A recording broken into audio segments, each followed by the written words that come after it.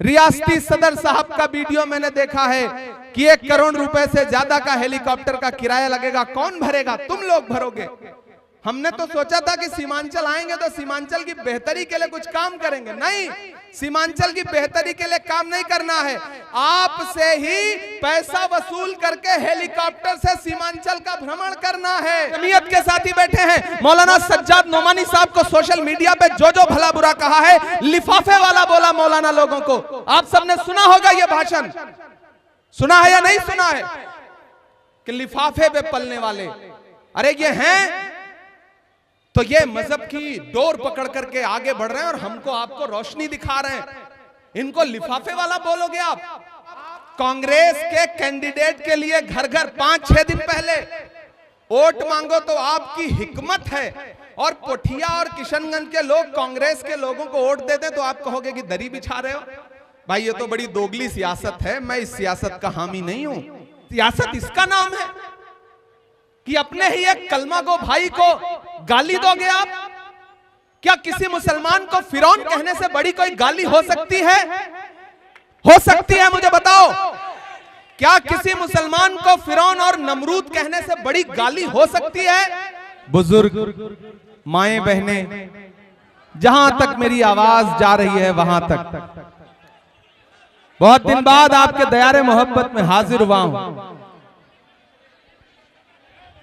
और आया भी हूं तो ऐसे मौके पर आया हूं कि जब कमरुल हुदा साहब आपके चहेते प्रत्याशी आपके बीच में हैं और 11 नवंबर को वोटिंग होनी है। स्टेज पर मौजूद आपके अपने member of parliament doctor Javed साहब, मालदा से आए हुए हमारे मेंबर ऑफ पार्लियामेंट निशा खान चौधरी साहब, हमारे राजस्थान से आए हुए दर्जा प्राप्त मंत्री और एमएलए रफीक खान साहब, आपके चहेते सभी पदाधिकारी गण, न हम सफर न किसी हम नशी से निकलेगा, न हम सफर न किसी हम नशी से निकलेगा, हमारे पांव का कांटा हम ही से निकलेगा,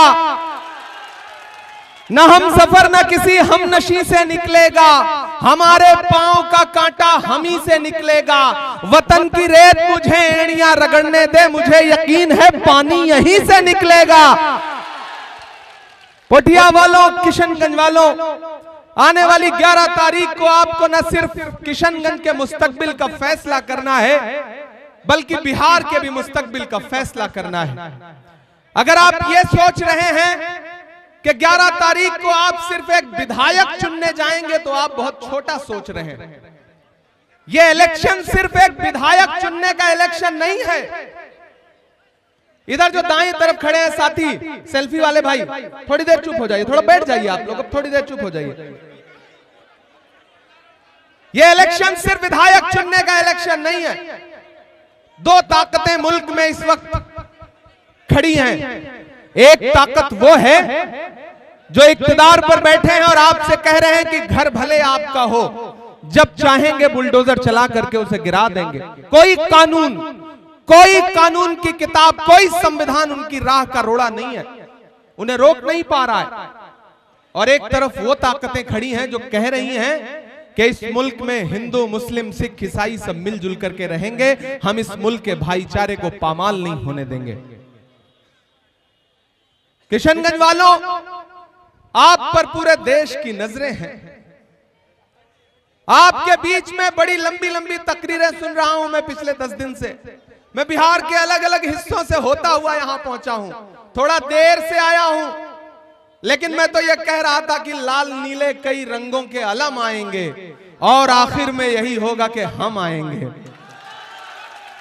थोड़ा देर से आया हूं, लेकिन मैं खगड़िया से लेकर के, बछवाड़ा से लेकर के, बिहार शरीफ से लेकर, नालंदा से लेकर के, बेतिया से लेकर के, ढाका से लेकर के, सिकटा से लेकर के, बरभीगा से लेकर के, पूरे बिहार के अलग अलग हिस्सों से होता हुआ यहां पहुंचा हूं, चुनाव प्रचार करता हुआ यहां पहुंचा हूं।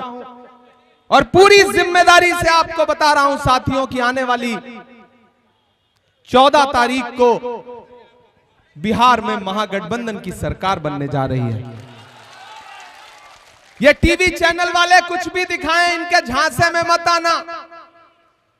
इनकी स्क्रीन झूठ बोल रही है।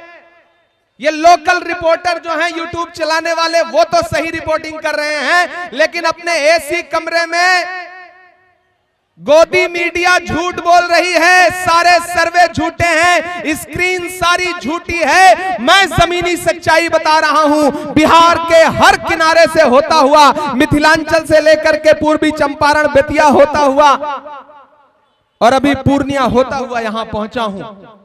पूरी जिम्मेदारी से कह रहा हूं कि बिहार में महागठबंधन की सरकार बनने जा रही है।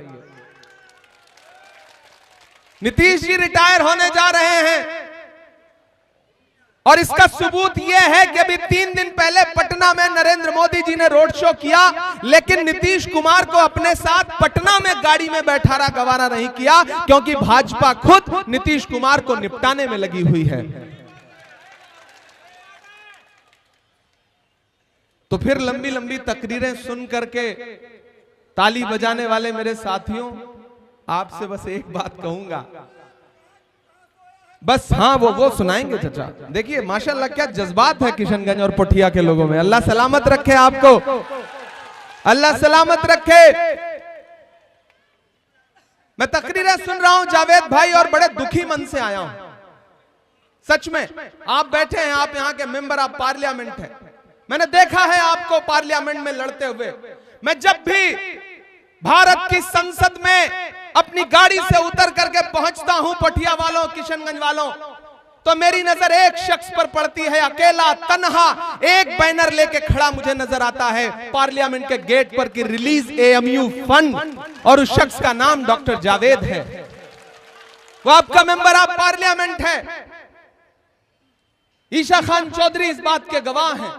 हमने देखा है डॉक्टर जावेद साहब को, लेकिन मैंने सुना है कुछ ताकतें यहां आई हैं जो कह रही हैं कि जो हमें वोट नहीं देगा वो फिरौन होगा, नमरूद होगा। मैंने सुना है कुछ मेहमान आए हैं, बरसाती परिंदे, जो लोगों को गालियां दे रहे हैं। पड़ोस में कोचा धामन के कैंडिडेट को लंगड़ा घोड़ा और पता नहीं क्या क्या, मैं वो जबान से निकाल भी नहीं सकता, ऐसी लैंग्वेज इस्तेमाल की जा रही है। सियासत इसका नाम है कि अपने ही एक कलमा गो भाई को गाली दोगे आप?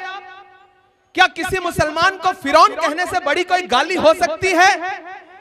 हो सकती है? मुझे बताओ, क्या किसी मुसलमान को फिरौन और नमरूद कहने से बड़ी गाली हो सकती है? जो कांग्रेस को वोट देगा वो फिरौन हो गया, जो उनको वोट नहीं देगा वो नमरूद हो गया। यही लैंग्वेज तो नरेंद्र मोदी की भी है ना, कि जो हमको वोट नहीं देगा उसको सर्टिफिकेट नहीं देंगे। तो फिर उनकी सियासत में फर्क क्या रह गया?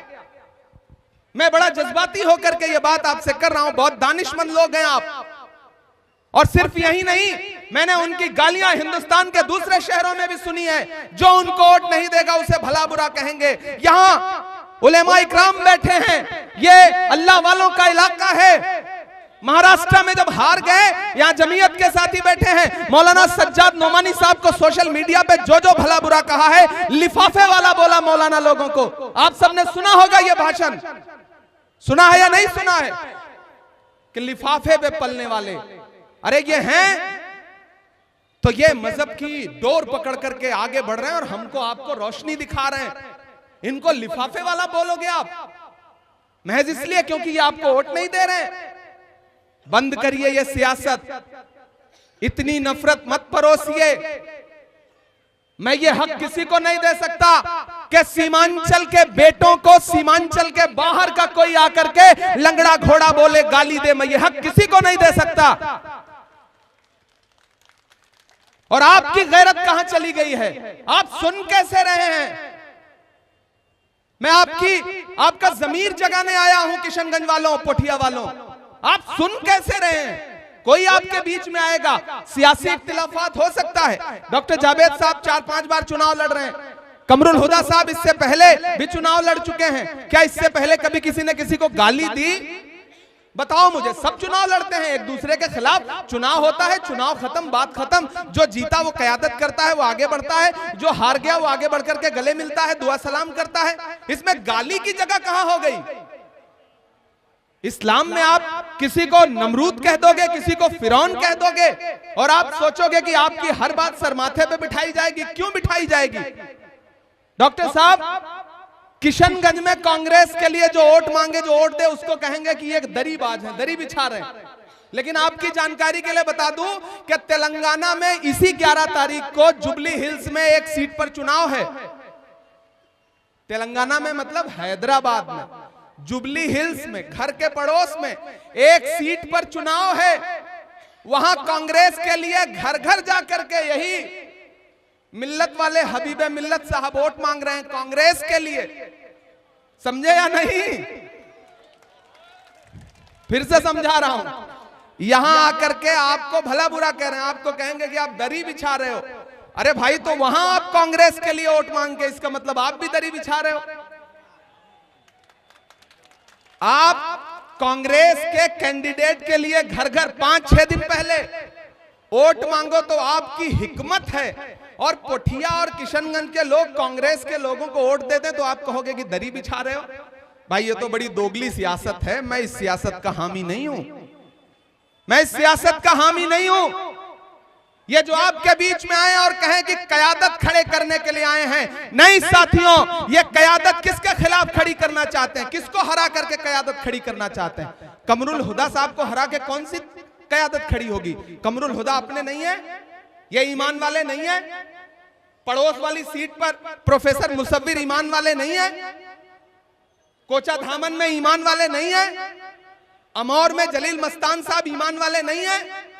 भाई को भाई के खिलाफ लड़ा करके आप कहोगे कि कयादत खड़ी कर रहे हैं, और फिर जब कोई बोल देगा तो उसे फेसबुक पर गाली दिलवाओगे आप। यह है आपकी सियासत, नाम अल्लाह रसूल का लेकर के और सोशल मीडिया पे गाली दिलवाओगे आप। मैं नहीं मानता ऐसी सियासत को, मैं इनकार करता हूं। मैं इमरान प्रतापगढ़ी ऐसी सियासत से इनकार करता हूं। मुल्क बहुत बुरे दौर से गुजर रहा है पोठिया वालों, बहुत बुरे दौर से। जब भाजपा खुद नहीं जीत पाती ना, तो वो 100 तरह की तिकड़म करती है। थोड़े वोट कट जाएं, इधर बंट जाएं। आपके बीच में आकर के मुझे बताओ, मैं आपसे पूछ रहा हूं, अभी वक्फ का बिल आया था ना, सरकार आपकी जमीनों को पामाल करना चाहती है, छीनना चाहती है। आपके मदारिस, आपकी खानकाहें, आपकी इबादत गाहें बर्बाद करना चाहती है। मुझे बताओ, उस बिल के खिलाफ क्या सिर्फ मुसलमान खड़े थे? देश की पार्लियामेंट में 25 से ज्यादा एमपी मुसलमान नहीं है, लेकिन रात के 2:30 बजे डॉक्टर जावेद साहब गवाह हैं, मैं भी गवाह हूं। रात के 2:30 बजे सोनिया गांधी बीमारी की हालत में देश की राज्यसभा में क्यों बैठी थी? उस बिल के खिलाफ वोट देने के लिए। उस बिल के खिलाफ वोट देने के लिए रात के 2 बजे राहुल गांधी लोकसभा में डॉक्टर जावेद और ईशा खान चौधरी के साथ बैठे थे या नहीं बैठे थे? आप झुठला दोगे सबकी मोहब्बत को, आप झुठला दोगे एकजुटता को। पोठिया वालों, मरहम के लालच में अपनी दुखती रग का पता दुश्मन को देना होशमंदी नहीं है, बेवकूफी है, बेवकूफी है। कोई आपके बीच में आए, सबको चुनाव लड़ने का हक है, चुनाव लड़े लोग, लेकिन किसी को गाली दे करके, फिरौन बता करके, नमरूद बता करके वोट मांगे तो ऐसे लोगों से कह दो कि ये सीमांचल है, ये सीधे साधे लोगों की सरजमीन है, यहां नफरत के लिए कोई जगह नहीं है, ये गाली सुनने के लिए यहां की आवाम नहीं बनी है। आप मुझे बताओ, अगर किसी के वालिद ने कांग्रेस को वोट दिया था तो आप उसको फिरौन कहोगे? अगर यहां मौजूद लोग कांग्रेस को वोट देंगे तो उनको फिरौन कहोगे? मत मानिए इस बात को। और मुझे लगता है ऐसी ही सियासत से बेजार होकर के गुलाम मुक्तदा साहब हैं यहां पर, और हमारे सरपंच साहब हैं।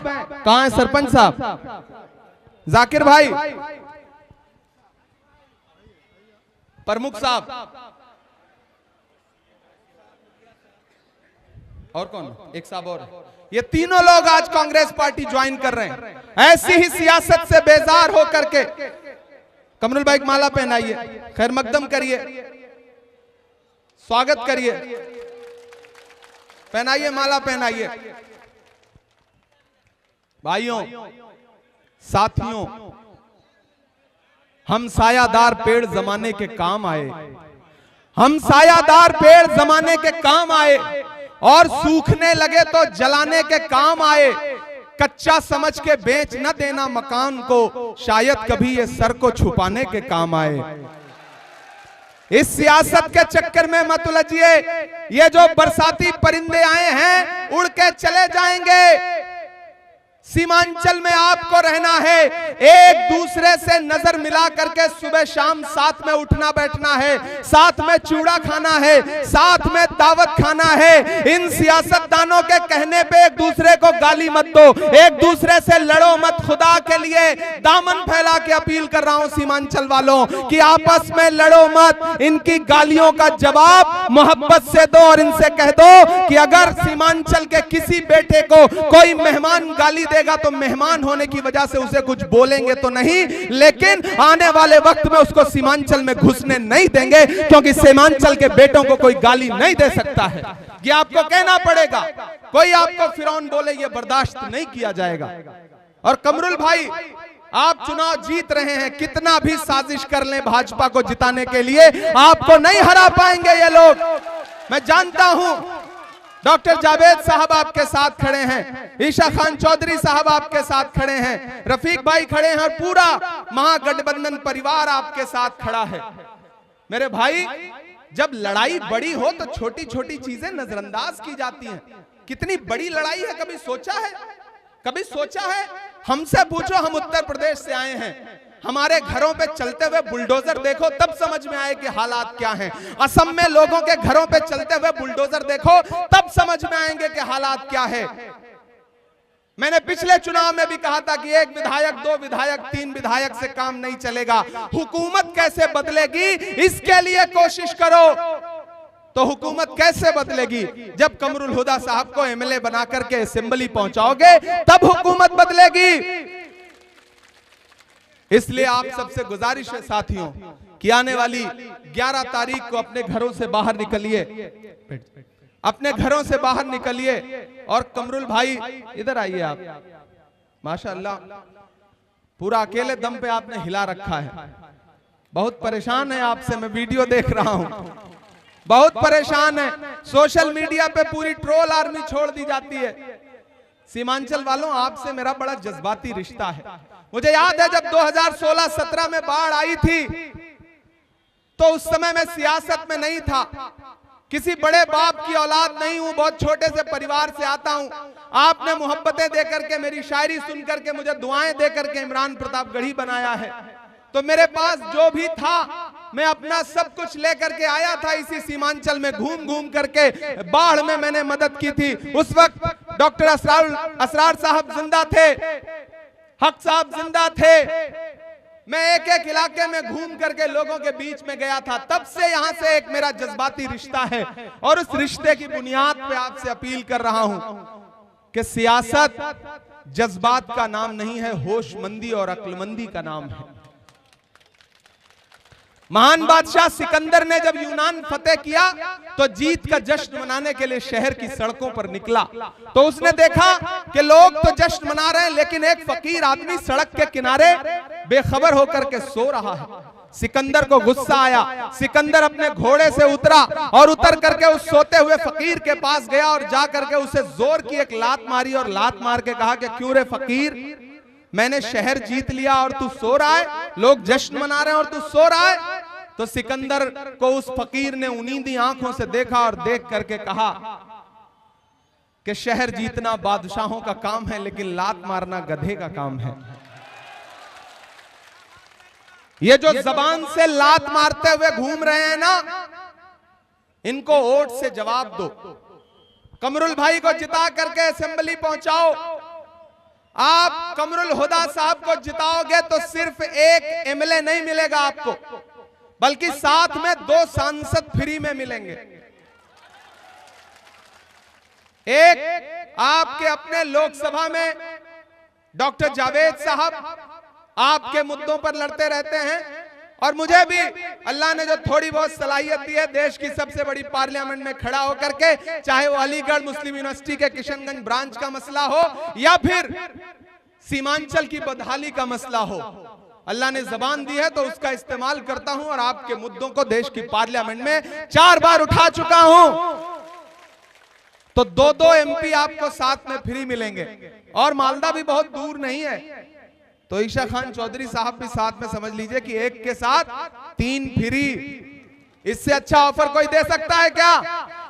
नहीं दे सकता कोई।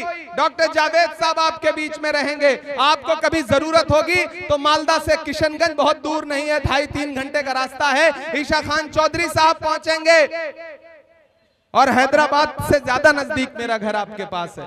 मैं पैदा उत्तर प्रदेश में हुआ हूं, लेकिन आजकल थोड़ा आधा तिहा बिहारी हो गया हूं, तो मैं सीमांचल को अपना घर ही समझता हूं। सीमांचल वालों, 1 एमएलए जिताओ, साथ में 3 सांसद फ्री पाओ, और सब कुछ तो है। सरापा कयादत का असली चेहरा तो ये है, सर पे टोपी है, अल्हम्दुलिल्लाह गुलाबी उर्दू भी बोल लेते हैं,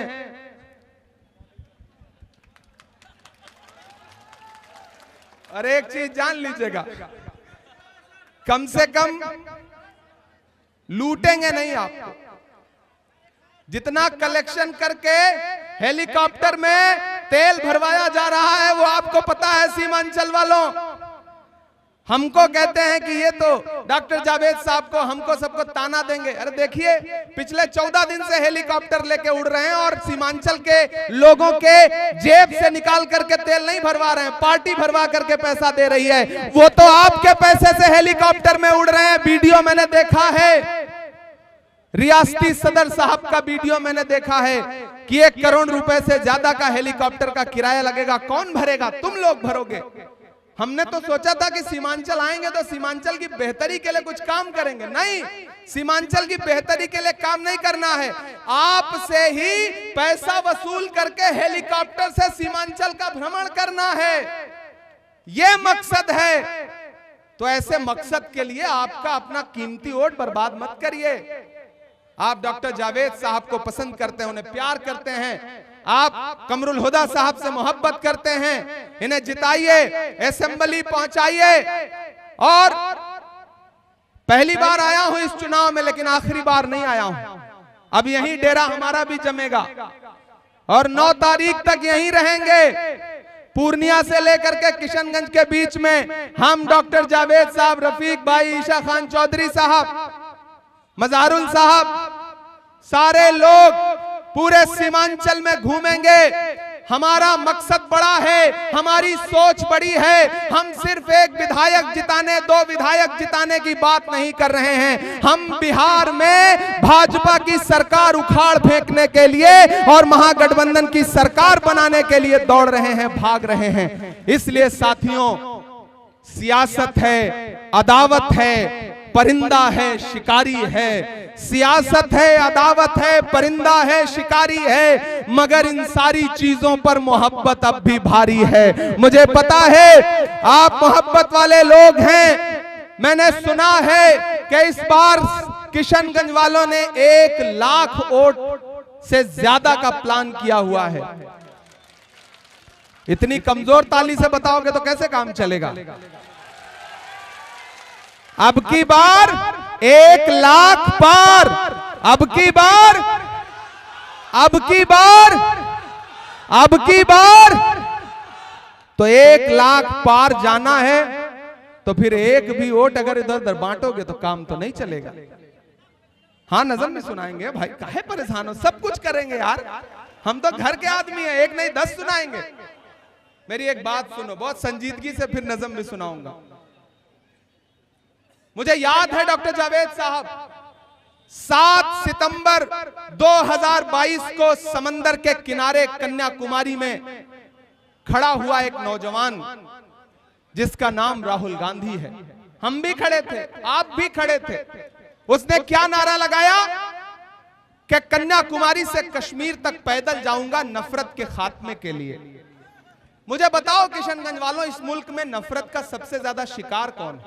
हम हैं, आप हैं, आप हैं। कौन सी भीड़ किस चौराहे पर लिबास देख करके आपके साथ क्या कर दे, कुछ इल्म नहीं है। तो राहुल गांधी ने क्या कहा?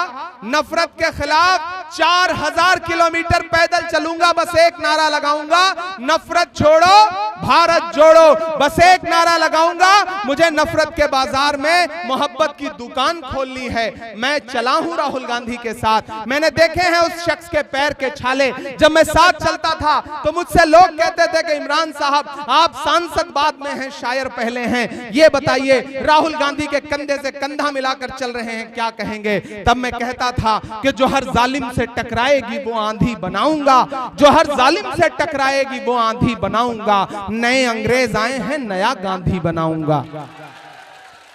मैं चला हूं शख्स के साथ। तो आप तो इस बात पर ईमान रखते हो ना कि मजदूर का पसीना सूखने से पहले उसकी मजदूरी उसे दे दी जाए? बताओ मुझे, रखते हो या नहीं? मैं इस बात पर ईमान रखता हूं क्योंकि ये हमारे आका का कौल है कि मजदूर का पसीना सूखने से पहले उसकी मजदूरी उसे दे दी जाए। तो पोठिया वालों, किशनगंज वालों, मैंने देखा है 4000 किलोमीटर चलते हुए राहुल गांधी के पैर के छाले, उनके माथे का बहता हुआ पसीना। मैं आज पोठिया में राहुल गांधी की मजदूरी मांगने के लिए आपके बीच में आया हूं, और वो मजदूरी है, उन्होंने कमरुल हुदा साहब को अपना नुमाइंदा बना करके आपके बीच में भेजा है। अब वो मजदूरी ये है कि अपना एक एक वोट कमरुल हुदा साहब को दे करके इन्हें असेंबली पहुंचाइए। 11 तारीख को घर से बाहर निकलिए तो चुपचाप चुपचाप चुपचाप। मैं देश की पार्लियामेंट में सवाल पूछ रहा हूं, भाजपा वाले यहां आए तो उनसे पूछना कि कहां सोया है। थक तो नहीं गए हो? नया पाने की चाहत में पुराना छूट जाता है। तुझे अपनाऊं तो मुझसे जमाना रूठ जाता है।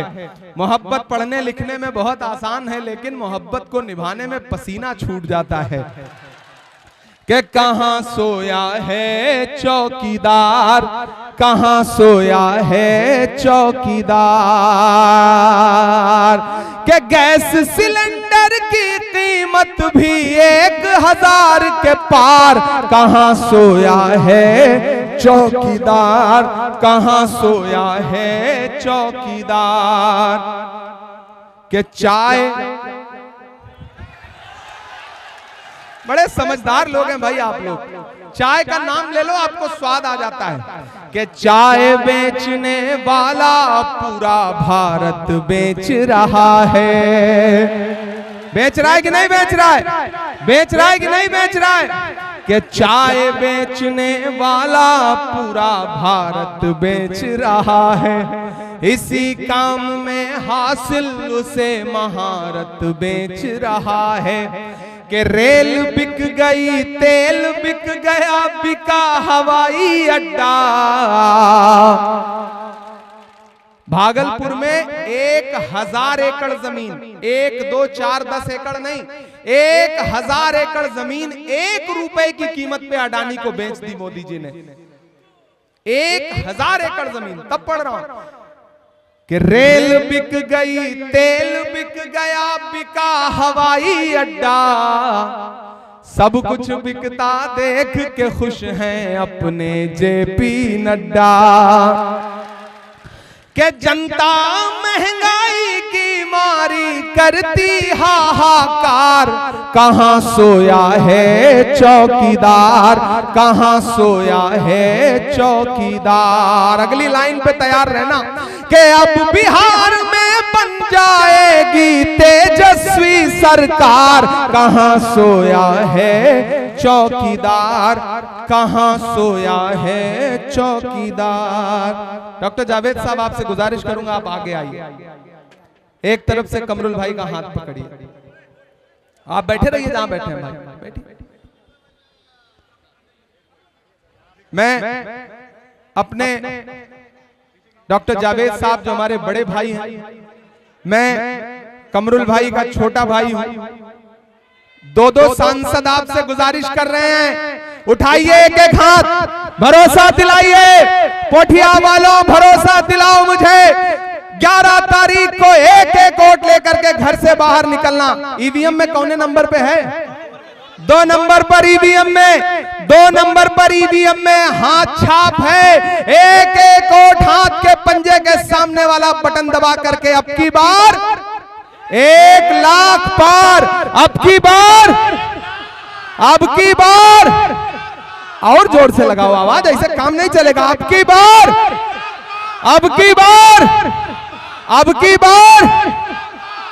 अब की बार महागठबंधन सरकार।